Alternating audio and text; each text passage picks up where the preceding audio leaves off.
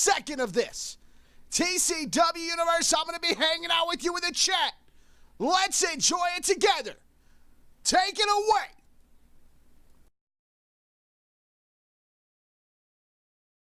Ladies and gentlemen, it is an honor for me personally to be joined by the one, the only, the hardcore icon, Justin Credible. Justin, how you doing?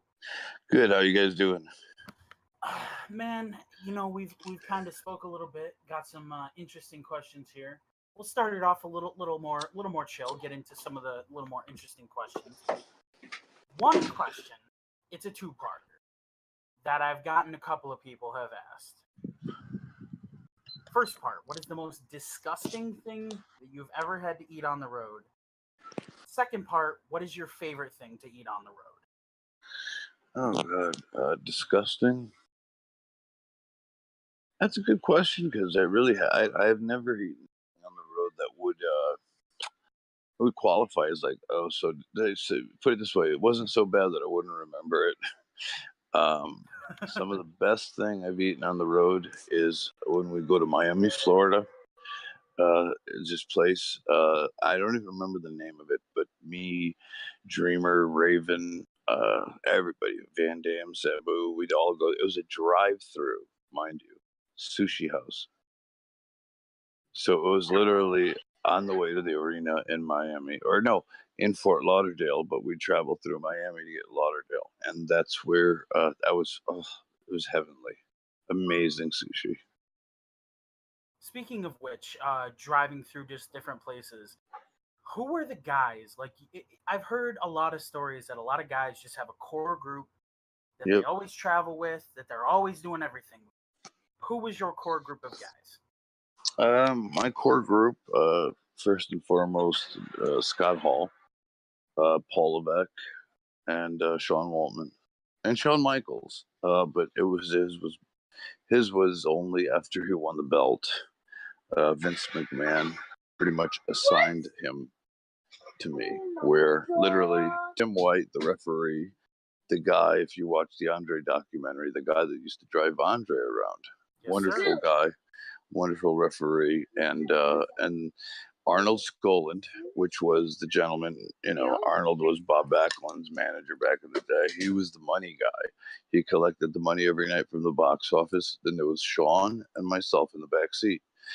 My only job was so Sean didn't OD and die and make sure he's alive. Ooh. So that's why I was there. Oh, yeah. Couple of questions about promoters. Obviously, there's a lot of stories from a lot of guys about how Mr. Heyman loved to give everybody the lip service. Mm-hmm. He was a huge fan of telling people one thing, doing another, not following through. What is the most ridiculous lie or fib or anything that you've ever heard him tell somebody? Well, one thing, Paul was, bar none, was probably the best motivator in the world. Like, your music would be playing. You'd be in the ECW arena. 1,000 fans out there, like, ready to eat you alive. And he would just, you are everything. Like, he knew everything you wanted. Like, he was Al Pacino in The Devil's Advocate. Whatever your dream was, he knew how to tap into it. PJ, this is your Sean. This is your HBK moment. Because he knew I was a big Sean mark. You're the world champion. This is you're closing. This is your time right now. You could, you could be great right now. Tonight, you could change the history of the business forever. Shit like that. And of course, you'd go out there fucking full of piss and vinegar and pretty much do, he was a great motivator. Very good at what he did. He made the most out of the most untalented locker room in the world. Mind you, he had his top 10 was probably as good as anybody's. But you start going to 11 through 15 or vice versa. It's guys that are good. Everybody in the roster was good. But you know what I mean. not, he had Van Dam, Sabu, Shane Douglas, Tommy Dreamer, Sandman, New Jack, myself, Jerry Lynn, Rhino, Steve Carino, many others. I know Tajiri, super crazy. Mike Awesome, Tanaka. But then also the fall off was great. Of just guys who, were good workers, but as Stone Cold would always tell me, that's a good little hand. Meaning he's a good worker, but that's all he is. He's Right. not that next level superstar. Speaking of which, speaking of all those guys in the locker room, side question: you have to kind of think that when you're in a locker room with that kind of caliber of talent, I guess that sometimes as anywhere really, that egos might clash, that Sure. this guy doesn't get along with this guy, whatever. What is the most insane, crazy, whatever fight, argument, anything that you've ever had to deal with inside of a locker room? Oh, very good. Well, this was again maybe Paul Heyman feeding my ego too much. I was world heavyweight champion. I'd say it was about June. No, wrong. July of 2000, and I was defending the title against Tajiri at the Mid Hudson Civic Center. Now that's historic to me and for many others in the business because we used to tape a lot of live Raw there when Raw was in its infancy stages. And it was one of the infamous places where Bret Hart and Sean Waltman, 1-2-3 Kid, had like a 30-minute amazing, like one of the best matches I've ever seen. Wrestling matches. Also, another 1-2-3 Kid moment was when he had the $10,000 challenge versus Razor Ramon, and Scott completely whiffed him and missed him on a dive, and Kid landed on his head and was completely out. I'm surprised he didn't break his neck.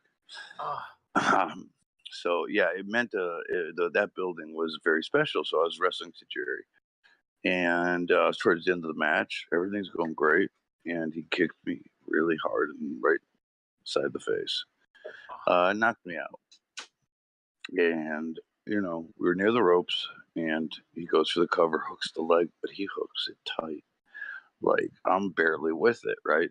I'm concussed. I feel, whether I'm right or wrong, I'm not saying I'm right. I've talked about this to Jerry, so it's okay to talk about. I felt like he was trying to hold me down on television for the pin, right? Unscheduled gimmick, I thought it was a shoot, yeah. Well, I thought he was shooting on brother. Either way, we got through the match. I dropped him on his head with the tombstone, 1, 2, 3. I came back through that curtain. Classic Shawn Michaels hissy fit, ego, throwing chairs, yelling at Paul that I'm gonna quit, spitting on him, fucking like wanting to break things. I mean, I put on such a scene. Poor Tajiri, I couldn't see that man run any faster out the back. He was scared to death. He's like, "What the fuck?" But that was my ego. I was angry because I got kicked in the face. Then I felt like I was trying to be overmind because back then, man, shit like that happened more than you thought. Yeah. And I threatened to walk out with I'm leaving with the belt. I'm going to WCW.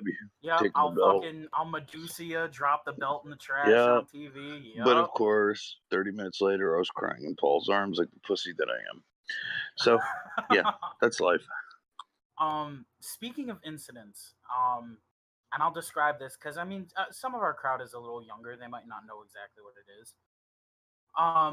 So basically, I'm kind of a follow-up question. Were you there for the mass transit incident?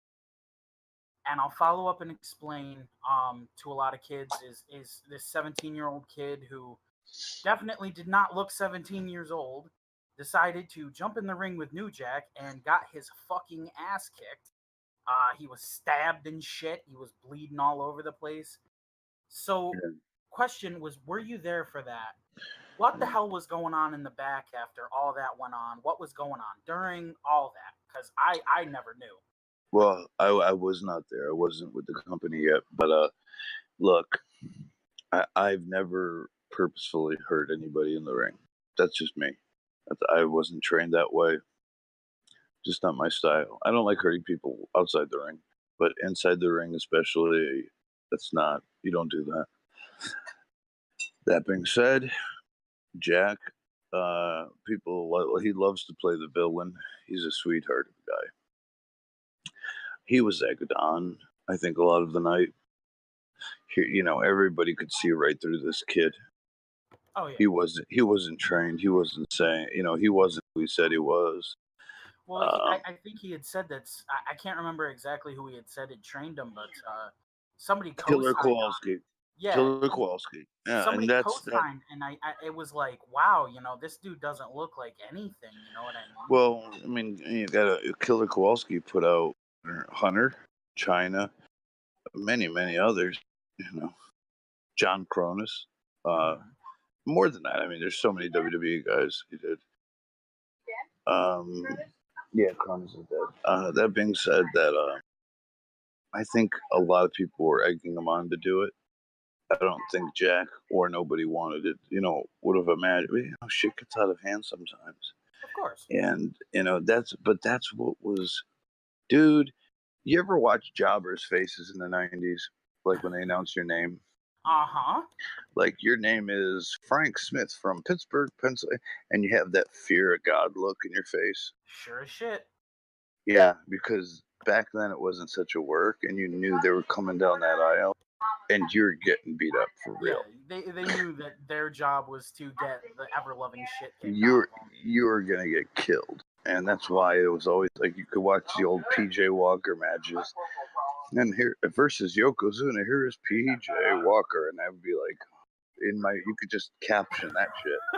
Oh fuck, here we go. I'm going to shit myself. I'm gonna die. I'm dead. I'm all done. So, but that's what it was like. So that's unfortunately what happened to the kid. Kind of follow up to the talking about Heyman and all that. What was your first meeting with Vince like? How did that go? I mean, you hear a lot of people talk about how he's really like intimidating, and then you hear other people talk about how he's a great guy. He's a great guy, but literally, the way he did it for me was, we were at a war memorial, which it was in Lowell, Massachusetts. But what the significance of the war memorial is that, hence it's a war memorial. A lot of American flags, old building.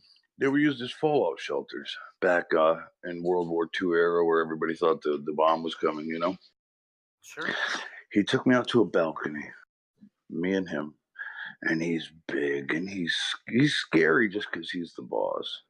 Like he can make or break you. So I'm 19. I'm scared to death. And he's like, son, you see that flag? I'm like, yes, sir. He has his hands around my shoulder. That's the American flag, the land of opportunity. Well, much like the World Wrestling Federation, pal, we are the land of opportunity. PJ, in this very night.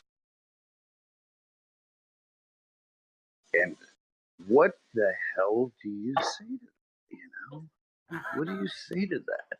Like this guy who's honestly could be Tony Soprano, like bigger than you, stronger than you. I'm 19. And I'm getting the fucking speech, right? Like basically almost like, you could off me right there. And I always say it, and I say it. And I almost thought about fucking making this the title of my new podcast that I'm starting Wednesdays, called, it's called I Hate This Town, but I should have called it I Know Where the Bodies Are Buried. Because we joke. Plug anything, by the way. Feel free to plug anything. Oh, no, it's all good, brother. We're going to be doing so much stuff together. Y'all know where everything's at. But I was scared to death, man.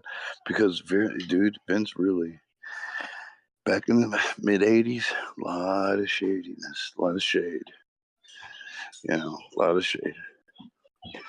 So, anyways. Speaking of which, about the land of opportunity and all that kind of stuff, are there any shots that you could have taken, like that you really, really wish you hadn't passed up on? Like, Yes. just stuff that you think about now that it's like, man, I should have Yes. done that. Yes. And this one is with a heavy heart. 1997, 98, I was offered an opportunity to go to WCW around the same time Landstorm did. Scott Hall and Kevin Nash had prior given me the opportunity when I was Aldo. Obviously not to go down there as Aldo, but brother, when there's a lot of money, it doesn't matter who I was like, dude, just get me down there. We'll figure out characters after. But that after my 2 years with ECW, that time came around. I had a $350,000 a year for 3 years on the table. I think it was $350, $450, $500 last year. Lance Storm took that deal. I didn't. To this day, he has 2 homes, and he's lived right. Don't get me wrong. He's an exemplary human being, great teacher, great wrestler, one of the best, great man, great friend. But he was smart, and I loved being in my little bubble where I knew I could be the top dog. So I'd rather be the heavyweight champion of the 3rd federation than nobody in the big federation. Yeah, it was. And maybe that was my mark. That was me being a mark, because at the end of the day, I'm 44. I ain't have a lot of money on. I live check to check, kid. Lance doesn't. Just an example of how things, one decision in your life could have changed it. And I did it out of loyalty and out of love for ECW. That's why I think a lot of us wear the ECW banner so proudly, even though it was more than 20 years ago. Realistically, that's an honorable more. thing, though. That's a really honorable thing, though, to hold such loyalty in a time where loyalty wasn't necessarily always a thing. I mean, you had those couple of guys that were super loyal to their brand, but I mean, people. Yeah, but those guys those guys got paid. I never got paid. That's what hurts me more. I still think about it every day. An extra $500,000, even regardless of my past with substance abuse, my life would have been a lot different. Because you know what? Problems don't discriminate from addicts, mental health, people that suffer from mental health, PTSD, anxiety.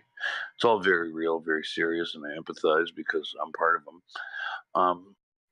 But money certainly helps because you're also able to get the proper treatment. Although I've been through the wonderful WWE wellness program, but it doesn't matter because every time I do the program, I come home. I still come home to you're backed up 3 weeks on your phone.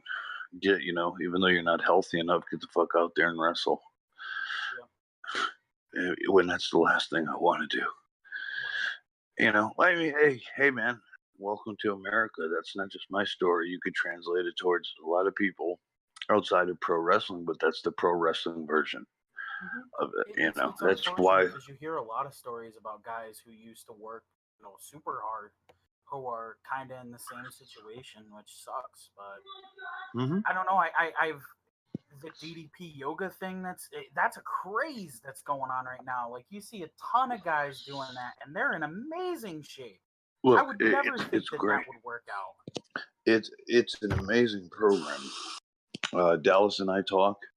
It's something that I have lifetime membership to his app, which is always new workouts and so forth. I mean, he sent me his DDP yoga mats, the heart rate monitor. It's all real. It's all real. It's all good. But sometimes, man, I mean, it's good, but being in good shape doesn't fix when the lights go off because you didn't pay the bills. So it becomes that time of like, how do we turn and change with the times?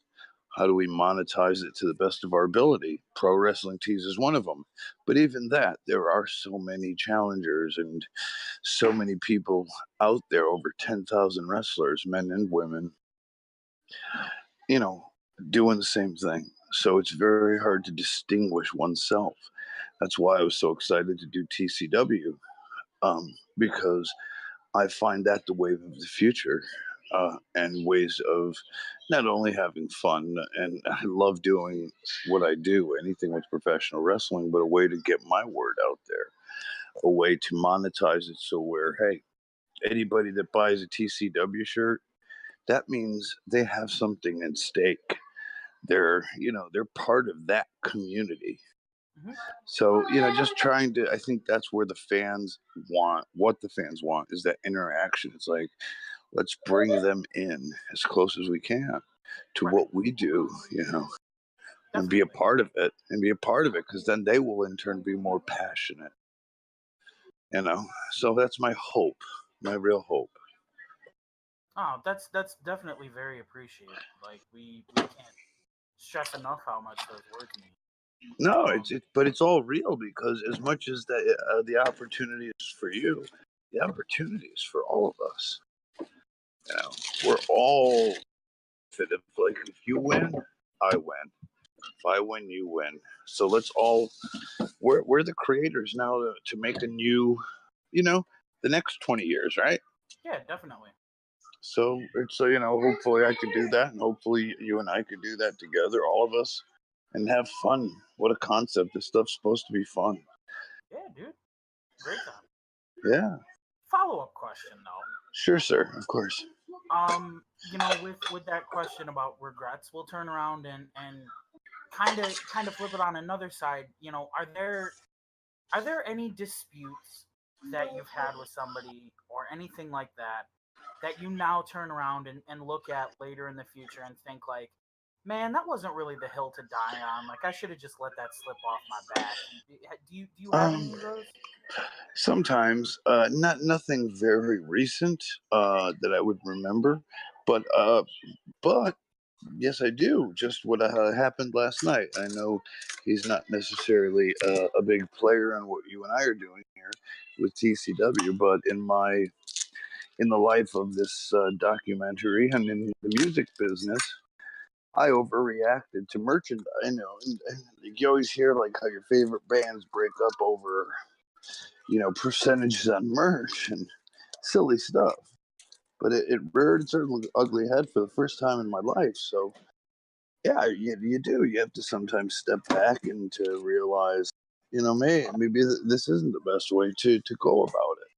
So yeah, I mean, I got to step back and learn to cooler heads prevail sometimes. You know. Definitely. So I know this one's a little more of a me question than anything, I'll be honest. Sure. Sure. Sure. Um, and I know some of the people who participate in the community are a fan of his as well. Very controversial. Did you? Well, I know you have, but sharing a locker room with Chris Benoit before he passed away. What was he like? Did he ever exude any of those qualities that might have made you think that something could happen, or was it just completely out of left field? Because I was a huge fan of his personally growing up. Right. Uh, I mean, yeah, there was. There was. Um, he was somebody that was very nurtured from time. Um, and that's really the only thing I could say.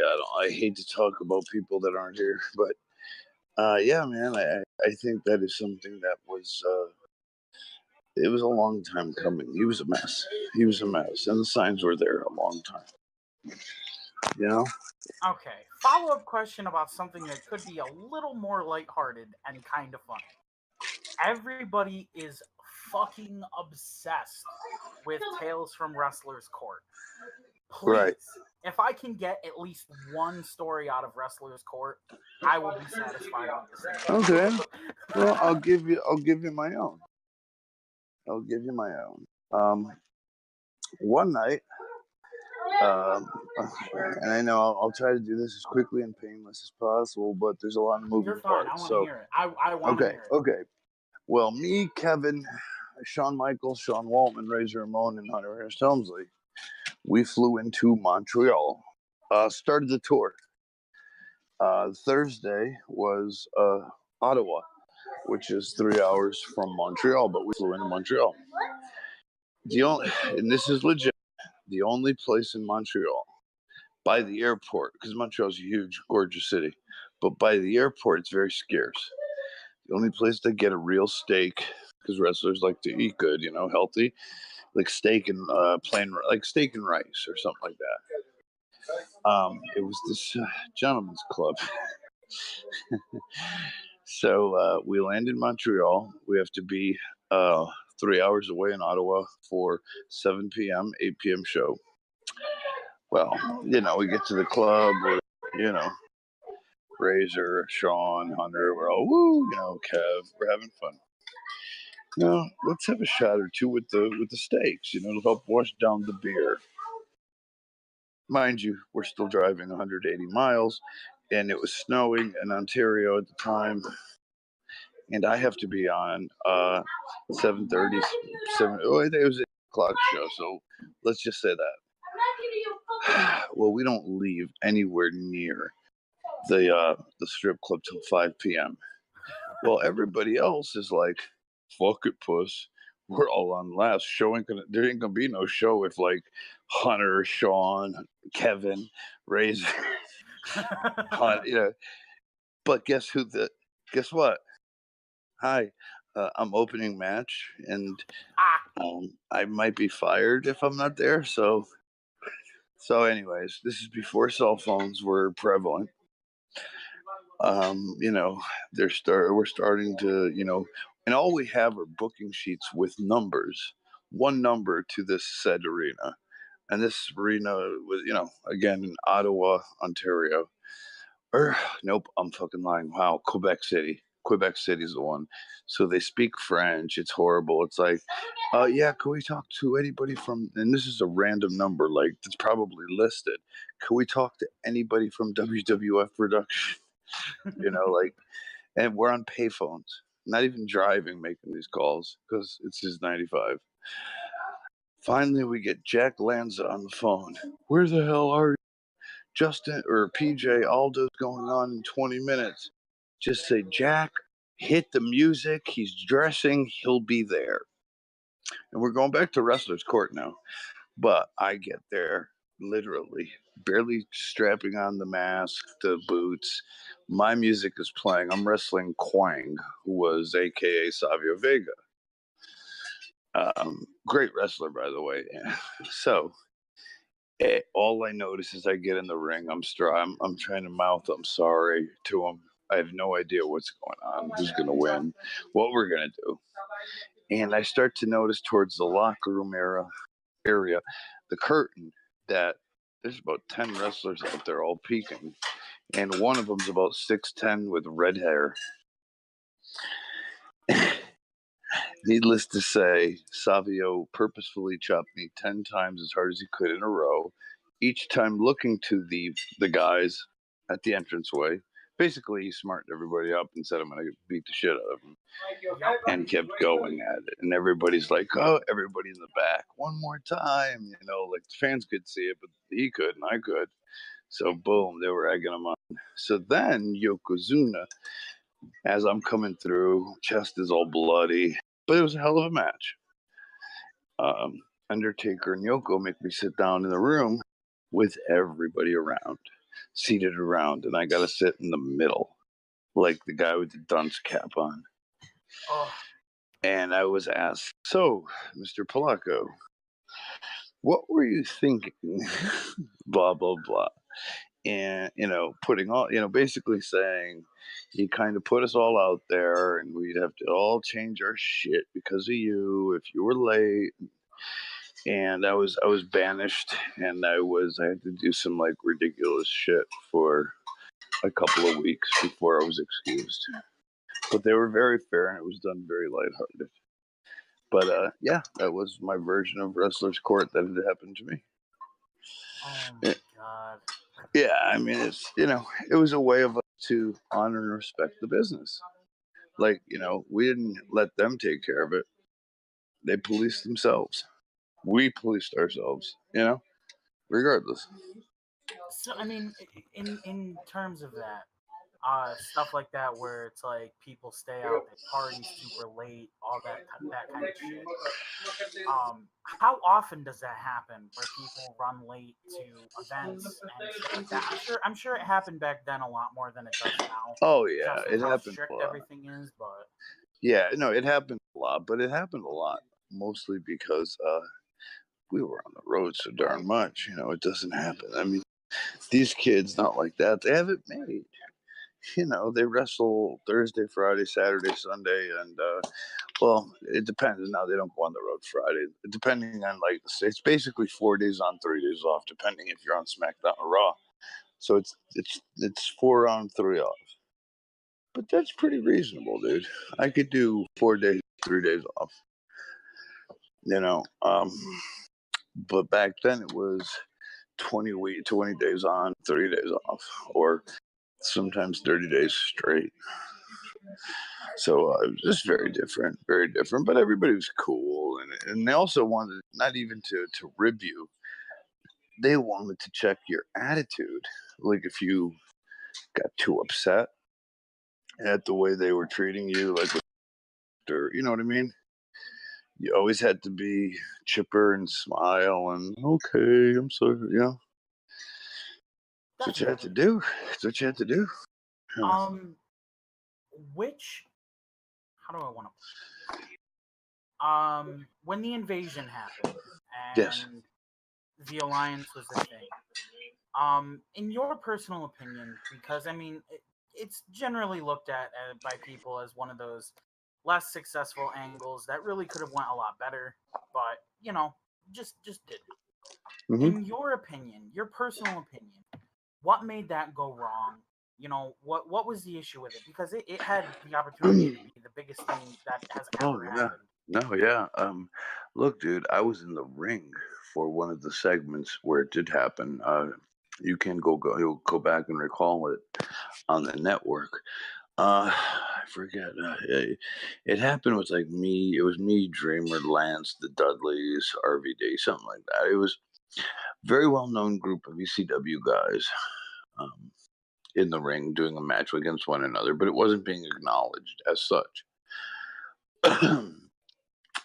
Something happened. Somebody came out to the ring, and where it looked like the ECW guys, like let's say there was three of us, we were gonna face off against like the Dudleys and Taz. You know what I mean? Something where then we all hugged, and therefore Shane McMahon came out. And I forget if it was Shane or Steph, whoever that one that was running the ECW side of the Revolution. And when we all hugged instead of squaring off and fighting, the fans in the building, man, you could hear it. Easy. It was like, holy shit, like something's, you could feel it in the middle of the ring. And historically, 1 hour later, the Alliance was born, which was ECW and WCW. So if they would have kept it three separate entities for a while, at least for say even 6 months, it would have been much better successfully as far as because how trying to go with the ECW well so many times um, because there was demand for it. Now not so much, but then of course there was, and yeah, they tried the minute they did that, fans knew this isn't going to be anything real. It's going to be the same old, and it was Kurt Angle, Steve Austin, and same guys doing the same shit, just under different names, different letters. Right. Speaking of the ECW guys and ECW in the WWE, You were around for when they resurrected ECW as that third brand, Hmm. and that left a sour taste in a lot of people's mouths.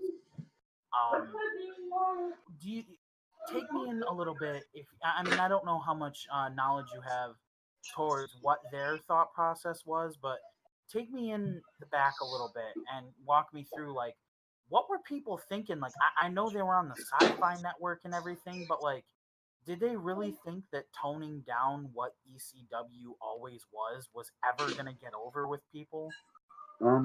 No, I think Shane McMahon said that they always wanted WCW or ECW to be the new NXT, the feeder system. That was the business model. I think that would have worked perfectly. Problem, regardless of what they felt they wanted or needed to do, my opinion only, ECW was everything that was against what that's how we did our gimmicks. Like that's how we were. If you were WCW, we would make fun of WCW. Well, yeah, you If we guys were, are the outsiders. You were if no we pun were intended, right, but if you were if you were WWE, we were against WWE. And fuck, it's like fuck corporate America, yeah. where it was the rock and roll rebel. The look, punk rock music. I'm a musician. Punk rock music was some of the worst penned actual music. Oh yeah, yeah, yeah. You didn't need to sound good. You just needed to play fast and yell. Sloppy and just, but it had an attitude. It had whatever the establishment, like if you're, and that's what ECW was. We mixed cool music with cool. We don't give a f, and we were just different, and that's the whole thing. When you're pirating music, and nobody wants to hear like I mean, of course now WWE has some great songs. That whatever for their guys. Randy Orton has good song. Hunter, there's a lot of great songs, entrance songs. But nonetheless, WCW or ECW was the first one to use it as like this is pop culture. This is what the kids are listening to. Hmm. And it's easier to play with the kids or really listen. Like Paul had his ear to the street, and that's to this day something WWE does is have their ear to the street. And they changed that. I mean, they're fine. They don't need to do nothing because they're making money. Things won't truly happen until money starts to decline, and then they'll address that. But for now, it's gonna stay the same. Right. I mean, on that topic, in a sense, um, you know, with the new NXT system, it's not FCW or Ohio Valley anymore. They actually have NXT down in Orlando, that actual training ground, not just a subset. Right. Um, how do you feel about the, I guess you could say, design, the thought process of bringing in NXT? I mean, I've heard a lot of stories about how something like that was an idea for a lot of years, and a lot of people talked about it for a lot of years, but magically somebody just started listening and then it became a thing, you know? Yeah. I mean, I'm not sure.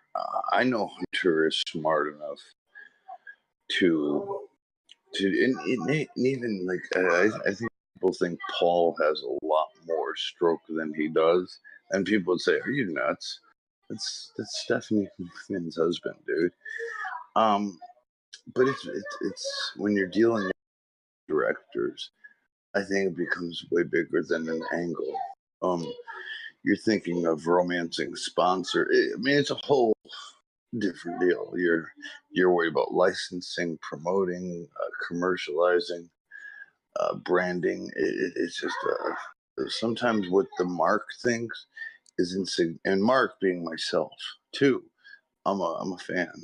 Um, Yeah, yeah, yeah. but I think regardless, the fans are going to get their product. They're worried about Ford, General Motors, and who's gonna drop the next couple billion into our company. Yeah. So I mean, it's But then I'm not educated enough to talk about that, but that's big business, you know? That's fine. So speaking of which, maybe I don't want to take words out of your mouth or anything, but like, so a lot of people would say that in the modern age, Vince and kind of the whole writing team is really out of touch. Could you agree with that?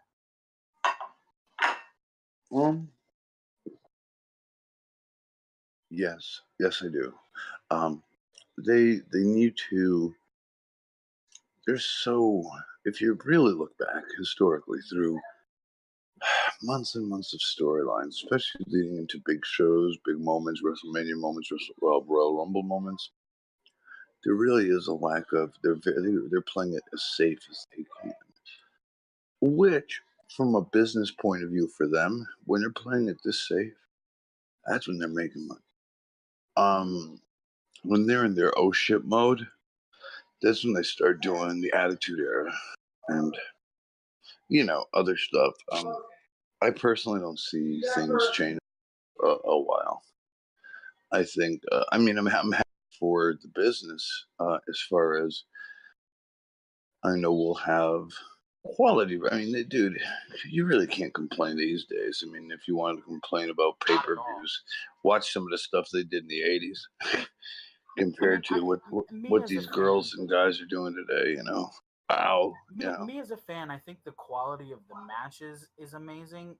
Mhm. I just don't think that the storytelling is very good anymore. No, I don't either. But to me, part of it is, I, for me, I'm an older fan.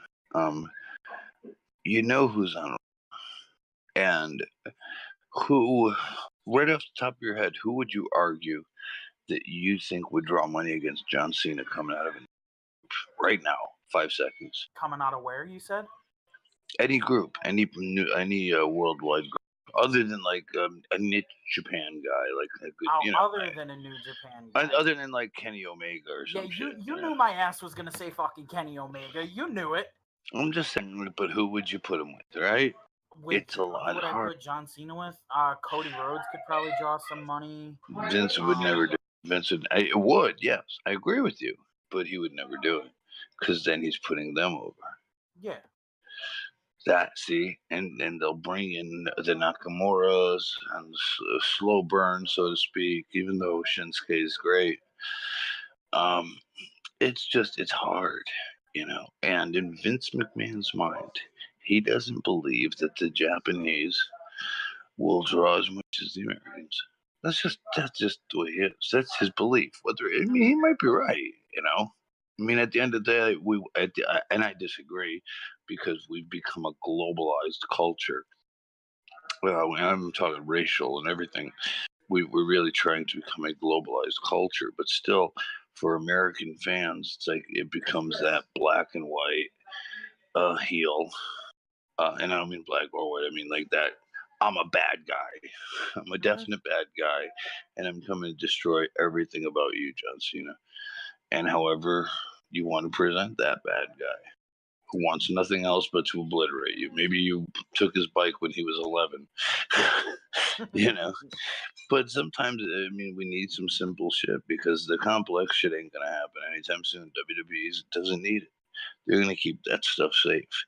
When they're hurting for money, they'll start doing abortions and weddings and deaths. Fucking punting a fake baby into the crowd and all they'll that be doing shit. all of that good stuff. All right, so I've got one more question for you, and then we'll wrap this up. Of all the time that you've spent in the business, what is your one fondest memory that you have? Well, it doesn't have to be a match or anything like that. Just the fondest memory you have of being in wrestling. Oh, well, this is gonna sound so terrible, but Mark, it's gonna make me sound like Mark. The day I won the title, only because I didn't know I was gonna win. I was told after the show had started that I was gonna win the heavyweight title for ECW. So I was talking to I was waiting for them to be like, nah, we're kidding, dude. It's not really happening. And it wasn't a big match. It was like literally Dreamer had some 30-minute match with Taz. He won, and then I beat him. But it was the point where I realized, look, wrestling's fake. I didn't earn it. I didn't win anything. But Paul Heyman, who is a creative genius, feels enough confidence in me as a performer, right?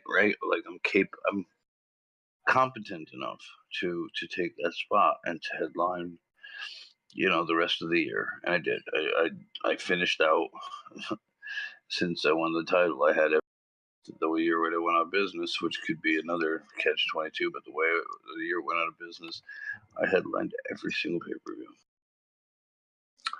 So, I mean, it's, that little thing. Not that winning the title meant it, but knowing that I was the top guy made me feel that a great guy like Paul Heyman would believe in me to carry it. So that's what that meant, I guess. It's awesome, man. Well, last but not least, anything you want to plug. I know you got the documentary. I know you're taking off on Twitch. Feel free to plug whatever it is you want. Just please, guys, go to prowrestlingtees.com/justincredible.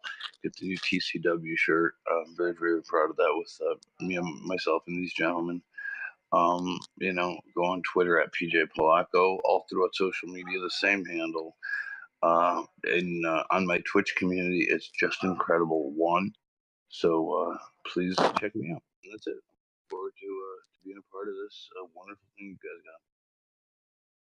Thank you so much, my man. Thank you. I can't even begin to describe how, as a fan and a mark, it feels to have a 45-minute conversation with you.